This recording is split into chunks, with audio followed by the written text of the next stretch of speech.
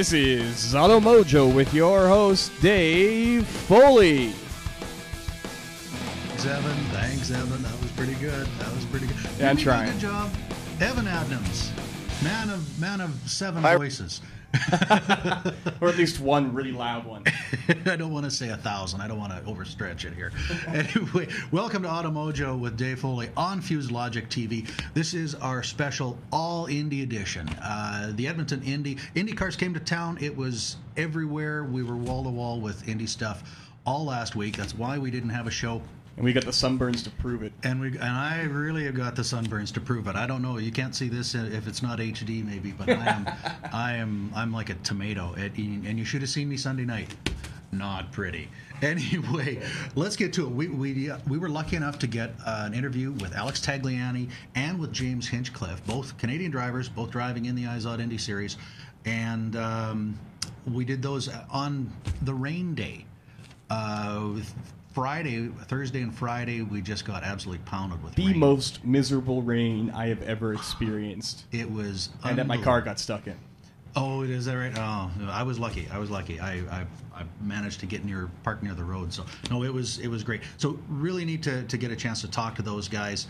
I'm also going to toward the end. I'm going to have a few observations, a couple of recommendations, things that I think would be a neat addition to the Indy. Nothing critical. Let me tell you what, this thing went beautifully. It just went like clockwork. It was awesome. They did an awesome job. Having never been to an Indy before, I think the only way they can do an Indy now is with a press pass. It was so much fun. They did a great job. And I've got some thank yous, some people that need to be thanked for what we were able to do, and just the whole putting on the whole Indy show in this town. It was so good. Oh, and we're going to wrap up with a nice highlight reel that Evan put together from stuff that he shot at the Edmonton Indy. So let's kick this off with the Alex Tagliani interview, driver of the number 77 Bowers & Wilkins IZOD Indy car for Sam Schmidt Racing. Hi everybody, that's Automojo, and we're at the Edmonton Indy, a very wet and soggy and rain-delayed Edmonton Indy.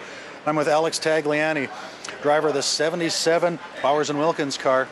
Thanks for coming on the show, I really appreciate it. My pleasure. Now, you've won a couple of poles this year, but the biggest one was the pole at the 100th anniversary of the Indy 500. How did that feel to win the pole at such a historic race? Yeah, it was very rewarding for the whole team. Mm-hmm. We started this team last year, and the same group of people were there this year. And you know, the second year with the support of Bowers & Wilkins, we had a bit of a development, program in the winter, and we put it on, like display during the Indy. When you work on the car, there's no guarantee that you're going to be quick, but to do it at Indy, it was great reward for everyone, all the work they put in, and I'm sure the sponsor was quite happy about it. I would believe it. So you think obviously you guys must be really just hitting your stride right now. It's beginning, it's the beginning of like what the team is all about. Obviously, last winter was the only winter since the build-up of the team that we were able to actually work on the car and try to make it faster. The first winter was more, build up the structure of the team and put epoxy on the floor and, do inventory of parts and all of that. So, right. But when you start, getting, your winter development going and you gel as a team, I think, your performance are showing on the track, and we just start to have that now. That's pretty cool. What do you think is your biggest asset? What's the biggest thing you bring to Sam Schmidt Racing? Is it your perseverance, your team play? What is it? You just drive really fast. I just, my commitment, my loyalty, my integrity, and a lot of hard work with the boys that we put together in 2010, and just good chemistry. We have good DNA because Rob Edwards was capable of hiring the people that he wanted around, and when you have good chemistry, it doesn't take a long time to gel together. And I think in a race team, it's very important to have good relationship with everyone because you're spending a lot of time with them. and that's how you're going to be able to get the maximum potential of everyone when you go racing. Now, obviously, this year nobody's had a chance to be on the track. Well, you have in a rental car. Yeah. So maybe you got an advantage over everybody. But compared with the last layout of the track, were you satisfied with how it raced, how it ran as a driver? What did you think of it? I think it was it was a fun track to drive on your own, but I think it was not the perfect configuration for create enough action and passing. With the very little straightaways and fast corners, there was not enough deceleration, so very little passing. And I think when the fans are coming here to support the race, they want to see a bit of action. And I think the layout is good this year because there's going to be a lot of that. Most importantly, like the way the grandstands are put, the fans are able to see a lot of the race, so you don't see only a small section, and you can follow the race, for a long period of time. And it's quite nice the way the track is also for the drivers, because we like to be able to have like some challenges, like corners where we can pass and where the show is going to be good for all our fans, and I think this track has that. Do you think the new layout will fit your driving style more than the other one? A tough one. All the track fits my driving style. I like them all. I like driving on all the tracks. As soon as I'm in the car, I'm in my zone.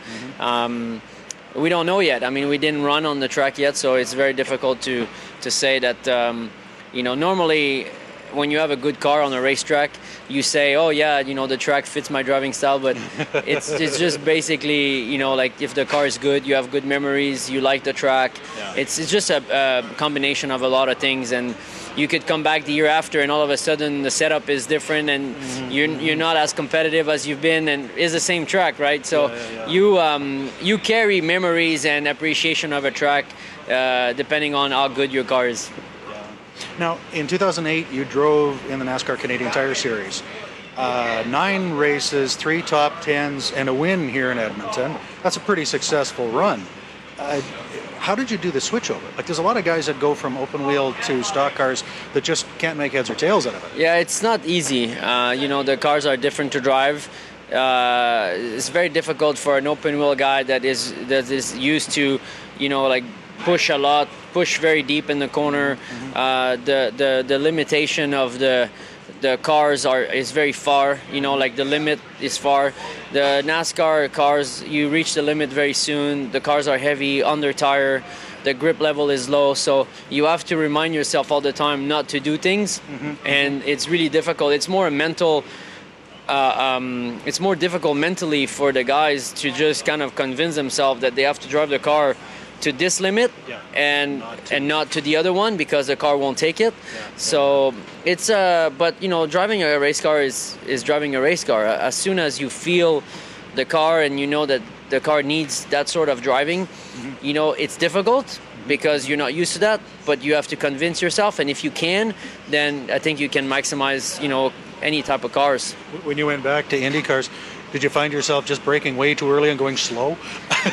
No, but obviously it could be challenging to get used to a slower pace, early braking.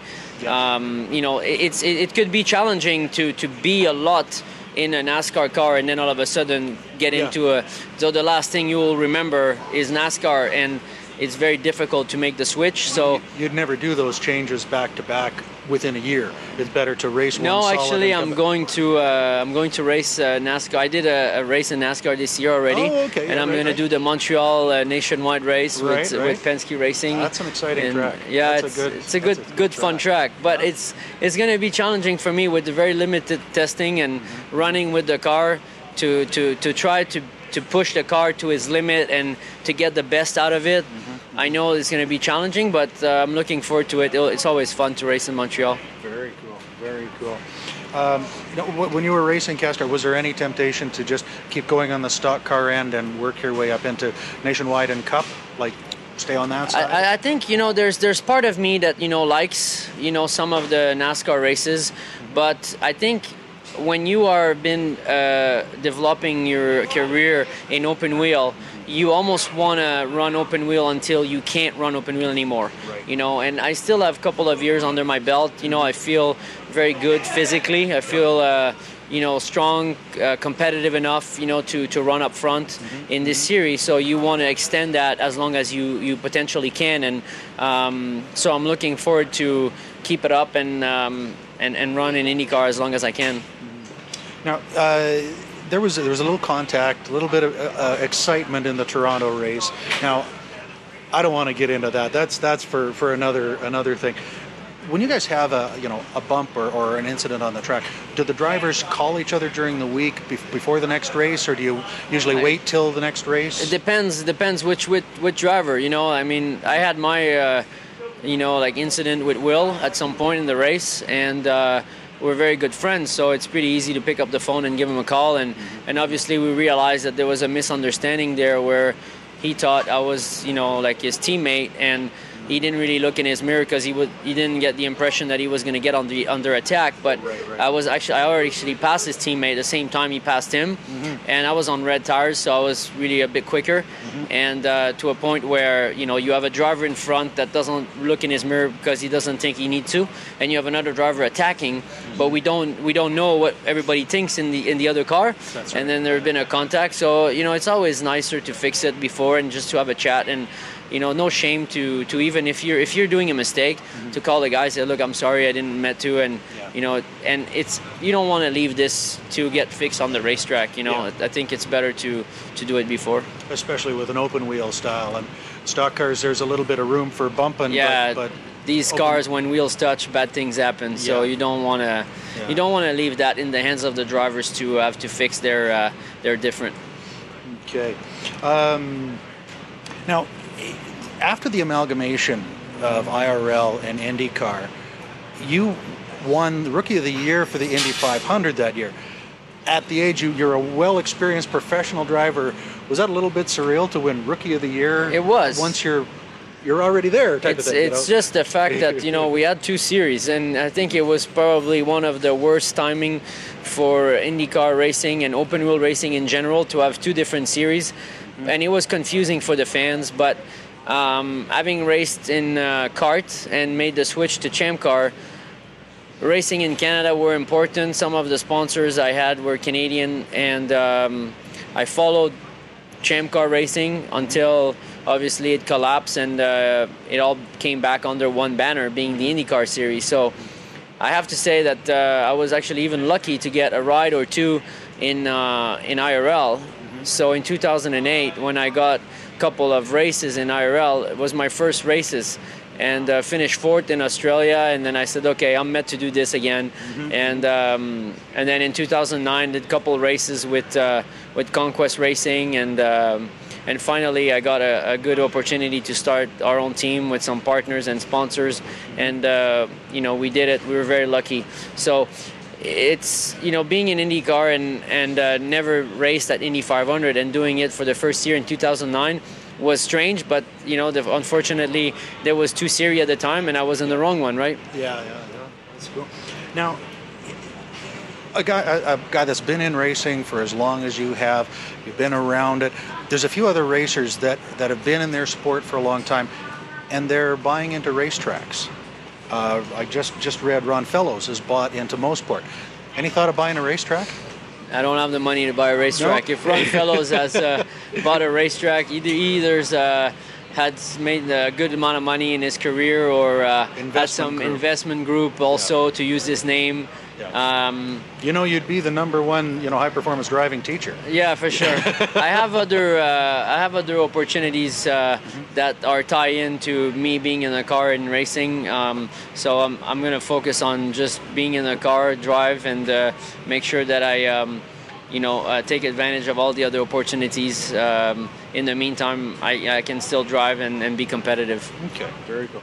Okay, this is a little bit of a controversial question, but what did you think of the officials' call on the end of last year's Edmonton Indy, having the win taken away? Was there blocking involved? Yeah, for sure there was blocking. Yeah, there's no question. There was no ambiguity there. Like, Elio blocked and he got penalized. It's not the first time he blocked either, and I think it's pretty clear in the rule book. If you're blocking, you get either a drive-through or you get a black flag. And he continued, didn't stop, and unfortunately, if you cross the start-finish line and you didn't serve your penalties, they will serve the penalty afterwards, and that's what they did. Okay, cool. That's awesome. Now, Automojo is a car girls show. We've talked about a lot of different stuff, so I'm looking to find car guys and car girls wherever they are. I've got a couple other questions. Of the cars you own now, what's your favorite car to drive? Well, that's the question I hate the most. Oh, is it? Because somebody will get their feelings hurt. No, I'm always biased to the company I drive for, but I've been aware of a couple of cars that are coming out fairly soon, and I'm looking at those as just by interest. But I know that I get also tired of cars very quickly. So, it doesn't matter what cars you have. 3 months after, you're looking at something else. So the car that I don't own but that I like to drive is actually the Indy car. So, I can't put it on the road, but, it provides me enough pleasure that whatever else I drive on the road, it doesn't really matter. I mean, I'm driving Acura TL and MDX because they're free. That makes sense. And they're really good cars too. Oh yeah, but absolutely. And I'm very supportive of the brand that I'm racing for, and I have my eyes on cars that are coming. I think there's going to be some pretty amazing car that Lotus is going to bring out in the future that are very affordable, and they look really good. So I'm going to be looking at that. Yeah, but that's cool. Well, that's actually good, because that was my next question about what one are you looking for that you don't own. So yeah, the Lotuses are coming. I mean, you have beautiful. they're very, very beautiful. But again, it's for a race car driver, it's always better to be like in a Acura MDX and be on the phone and do your business between races. You don't want to give him a sports car where he has a chance to get himself in trouble, right? Yeah, so keep the speed and the driving on the track. That's very cool, very cool. Well, thank you very much. Thank you for taking time with us. I really appreciate it, Alex. What an absolute professional. I was so impressed. He's just such a nice guy. Very, very serious-minded. It was neat to get a chance to talk to him. Just incredible. Did you guys catch the implication there? The foreshadowing might already be common knowledge for most people, but when he was talking about the car he likes to drive and the car he's looking forward to driving, well, if he's driving a Honda product now and enjoys the heck out of it, given Honda's the powertrain supplier for his car and the series, but in his car specifically. And next year he's looking forward to driving a Lotus. Honda ain't Lotus. That's right. And gee, what do you think will be in his car next year with the changes in powertrain? That was pretty good. That was pretty good. Anyway, thank you to Alex Tagliani. It was for taking time out of a soaking wet day. Oh, but you know what? I appreciated it. It was just so cool. It was so cool. Our next video is an interview with James Hinchcliffe, driver of the 06 Straught Investments car for Newman Haas Racing. This guy is a scream. So he has such a sense of humor. He's great. He's great. We should say what you're not going to see here is that they were racing bottle caps through the puddle that was going through their tent in between interviews. When we did this interview, it was pouring rain. Just before we got started, it was pouring rain. It was so loud, we weren't sure if we were going to be able to hear us talk because it was pounding down so hard on the awning. And they had a river running through the middle of their pit. So they're throwing bottle caps and a margarine lid. And obstacles for them. Yeah, they put pieces of aluminum down into the water to have a little chicane there. It was great. Lots of claims of blocking, though. Yeah, it was a pretty tense moment there for a while. But no, what a great bunch of guys. All right, let's roll that. Hi, everybody. Welcome to Automojo at the very, very wet and rainy Edmonton Indy. It's been ridiculous out here. We've had rain for a day and a half straight, and then rain a whole bunch of times before that. It's been nuts here. I'm with James Hinchcliffe, driver of the 06 IndyCar.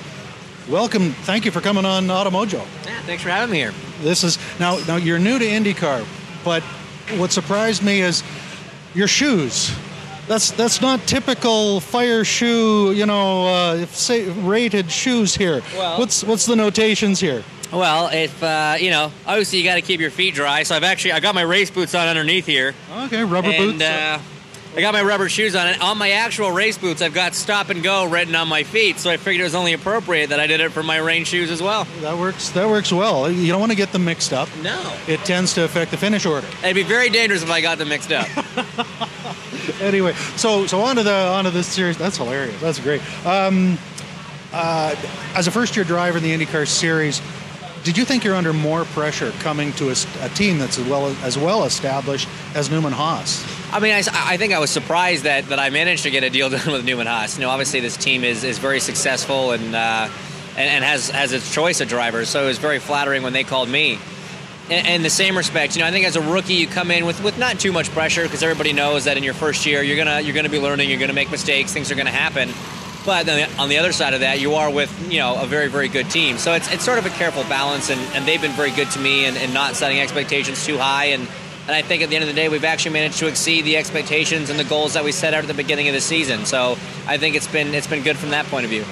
Cool. So they're easy to talk to. If you've got questions, they're more than willing to answer back. Yeah, I mean, I think a lot of the success that we've managed to have this year, and obviously success is a relative term. We haven't won any races, but for a rookie, we've been running fairly competitively, and a lot of that is due to how well they've prepared me for this step up from Indy Lights. Mm-hmm.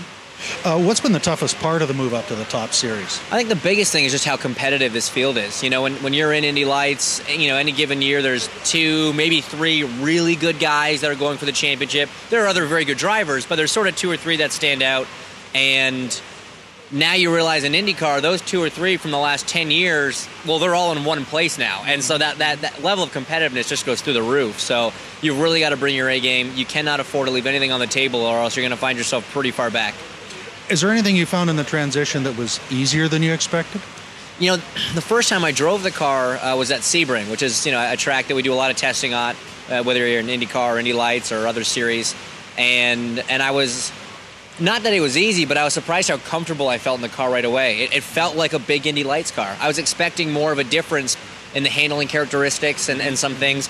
Obviously, it's got more power, it's got more grip, it does everything a little bit better, but the general feel was quite similar, and so that was a pleasant surprise. Cool. On the tracks you've been on so far, other than navigating the rivers that are our track here today, what's been the most difficult? What's been the toughest one you've been on so far? Milwaukee's definitely a tough track. There's no doubt about that. That's probably the toughest oval. I mean, the 500 and the Indianapolis Motor Speedway is a very tricky place over a race distance. But even just to get around by yourself, I think the Milwaukee Mile is a little bit tougher. And then from the road and street circuits, I think probably Toronto. That place has gotten so bumpy now, and being a street circuit, the margin for error is non-existent. Extremely narrow road. Very narrow, a lot of surface changes, so it's a really difficult track to put everything together on. Really cool. Now, judging by your website, hinchtown.com, you seem pretty comfortable with the art of the prank. What's the best one you've pulled so far? Can you share it with us? I pulled a prank on a buddy of mine. We were racing in A1GP together, and we were at a race in Indonesia. And the hotel we were in was sort of one of these open concept hotels, and so there were the odd, let's say there's some wildlife running around in the hallways and what have you. Oh. And we knew, he foolishly admitted he was petrified of snakes. And so I took a very, very realistic rubber snake. I got a key to his room. I put it on his bed, and using fishing wire, I tied it to the door handle of the door, and I hid in his room. So when he opened the front door, the thing launched off the bed right towards him. And the reaction was something tough to describe. It was I felt a bit bad afterwards. He was pretty upset about it. You're off his Christmas list, there's no question. I don't think I'm invited to his birthday party. Okay. Yeah, I checked out your website, and the tagging of the IndyCar trailer with the Canadian flags, that's classic. That will go down in history as one of the best gags out there. I loved it. It was great. Yeah, no, it was. I thought it was shameful that they didn't have the Canadian flags on there, so I made sure I took care of that. Absolutely, that's perfect. So next year there's going to be a bunch of changes in IndyCar with the car, engine choices. Is there a part at this point from what you've heard that you're looking forward to the most? I think there's a couple elements, just with the new car coming, it's a lot of teams. Obviously, this car was new to me this year, so I'm not in the same position as some of these guys who've been driving it for the last 10 years. Right. So I think just having a new car to play with, the engineers are super excited to have a new thing to try and figure out. Certainly the increase in power and the whole engine battle, the engine war, I think is going to be a whole new element that everybody's, very welcoming, welcoming that back. So it's going to be good for the sport. It's going to be great for the sport. It's going to be fun for the drivers. It's going to be great for the fans. It's going to be great for the sport, the teams, the sponsors, everybody. So everybody's looking forward to 2012. Wow, that's so cool. Now, okay, racing's, everybody knows, racing's followed by everybody all over the world. What's the one thing you'd want to say to the race fans, get them out to an Indy race? Honestly, if you've maybe seen it on TV but don't quite get it, or you've heard about it but never really looked into it, just come to one race. Once you see it in person and you hear it and you smell it and you feel it, you get it. And so I say that to anybody. The amount of times I've heard someone say, yeah, I didn't understand it until I came. When I came to one race, and it totally changed your opinion on it. So I urge everybody to come out just once. Give us once. If you don't like it, fine. You gave it a try, but at least come out and give us a chance. Go back to playing solitaire or go whatever. Yeah, go fish, canasta. Yes. It's always good. Okay. Now, as Automojo is kind of a car generalist show, we're looking for car guys wherever we can find them. Of the cars you presently own, what's your favorite one to drive? On a nice warm summer evening, windows down, stereo blaring. What's your favorite car to drive? It's funny. I was in Canada for a couple weeks back in Toronto because I live in Indianapolis now. But I was back home for a couple weeks, and I was given a 1995 Porsche to drive for the week I was there. I mean, it's a driver's car. It's a heavy clutch. It's not for everybody. And first time I drove it, I thought, yeah, all right, maybe on a track, but not for a daily driver. And by the end of the week, I thought to myself, you know what? I can get used to this car. And then I got back home to Indianapolis, and my sort of everyday driver, I've got a Mini Cooper, John Cooper Works. Gotta love that. And as soon as I got back in that thing, I just said, my God, I didn't realize how much I missed this car. And it's one of my favorite cars on the road. If I could drive that thing all day, every day, any day. So cool. Okay, so of the cars you don't own or maybe even haven't driven yet, what's the one car you would love to get? I've had the chance to drive it. Sadly, I don't own it yet. But I desperately want an Audi R8. I think the look of it, the feel of it, I mean, what I love about that car, you drive a lot of supercars, Ferraris, Lamborghinis, Porsches, and they're great cars for going fast. But they're not built to drive slow. When I got the chance to drive the R8, I was amazed I got caught in some rush hour traffic, and it drove like a sedan. And then when I wanted to put the power down, my God, that thing was fast. So the way it looks and the way it drives, I don't think you could beat it. Would you get the contrasting side blades or matching? Oh, that's a tough question. You're gonna lose friends no matter which one you answer because people are pretty split on that. I'd probably go with the contrasting ones.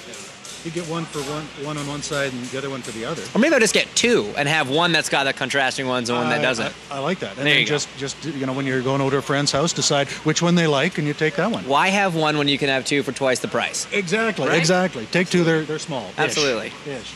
Okay. Now, do you work on your own cars?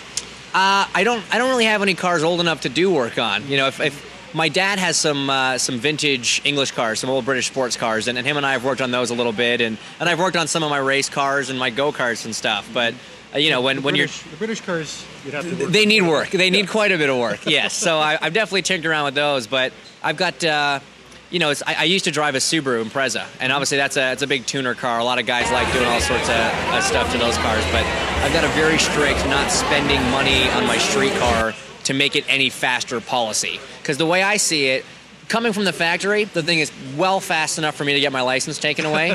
Why would I spend money and time working on it to make it more likely for me to lose my license? So I do all my fast work on the track. That works. Okay. We're going to talk about hinchtown.com. This is just the most amazing website. You got to go, hinchtown.com.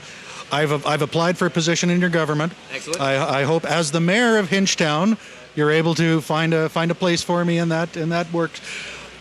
Where did you come up with that idea? That is just unreal. Basically, what was happening is, I was at the stage in my career where I knew I needed a website, and we sort of looked around at some of the other drivers' sites that were out there, whether they were IndyCar drivers, Formula One, NASCAR, whatever, and we wanted to see what we liked, what we didn't like. And we decided we really didn't like any of them. They were all the same, and they were all pretty boring. So we figured we'd take a stab at something new, and the idea came up of having sort of this internet town. And, the different sections of the websites would be different buildings in the town, and I was sort of the self-proclaimed mayor. And we did it sort of off the hook to see what would happen. And at first people didn't really get it. They're like, what's the Canadian kid doing with the funny? I don't get it. What's going on? And I mean, now it's really taken off, and the fans really seem to like it. And I think I get introduced as the mayor of Hinchtown more often than James Hinchcliffe now. So it's working out all right. That's perfect. That's perfect. Go check that site out. It's phenomenal. It's just great. And apply. Pick a creative name for your government position, though. Absolutely. It's got to help, right? Absolutely. Yeah. The more creative, the better. Okay. I'm going to put a plug in for my position. My applied position is the communication director to Automojo. I like it. I don't think anyone's applied for that one yet, so you're looking good. Yeah, that makes sense. Thank you so much for taking time with us on Automojo. Really appreciate it. Best of luck. I hope you are up front and battling for the lead. You and me both. Right on. Well, take care. Thanks again. Thanks again. Back to the studio. That was so much fun. That guy, if you've got a chance, if you're around an Indy race and you've got a chance to go talk to this guy at one of the autograph signings or something like that, go find him. James is just an awesome guy. So thank you again. Thank you to James. Now, so I'm going to talk a little bit about, very quickly here, just kind of my observations about how the whole race week went. It was absolutely stunning.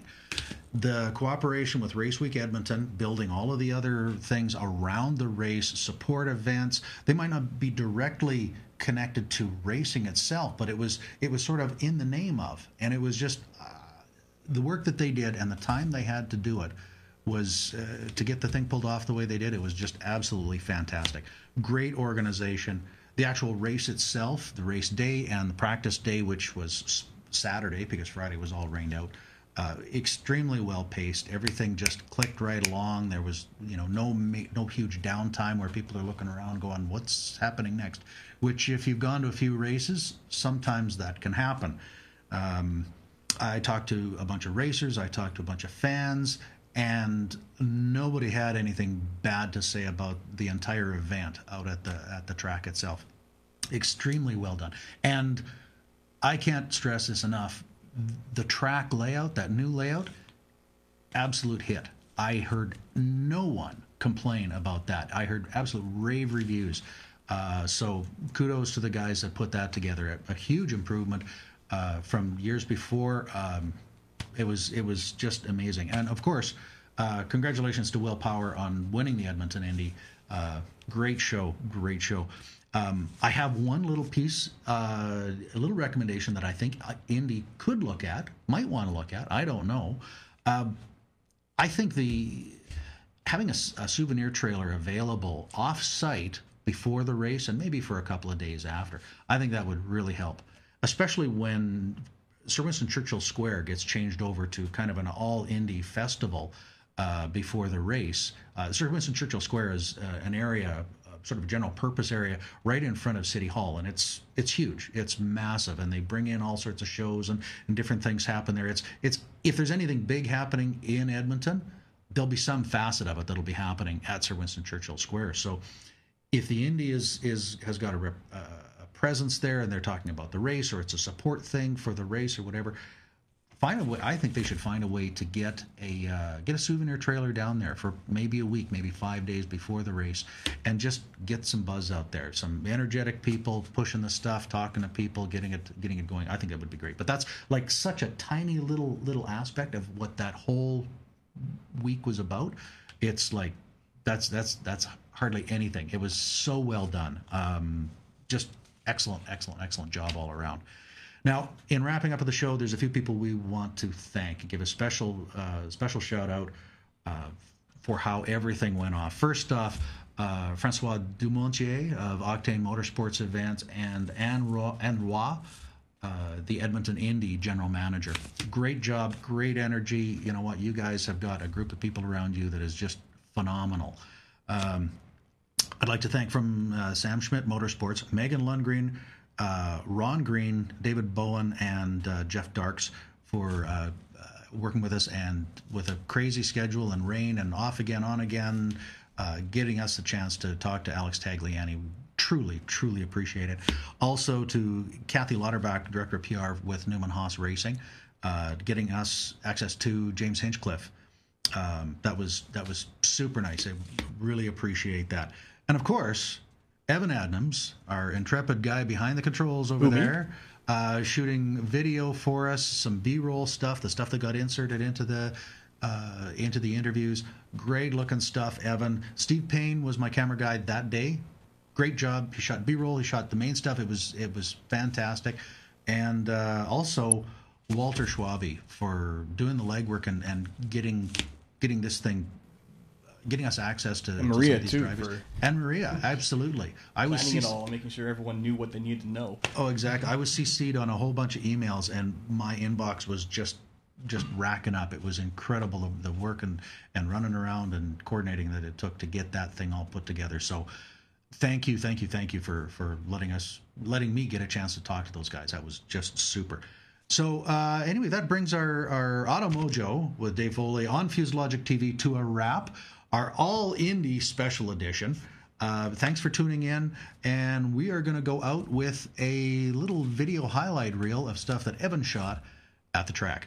See you next time.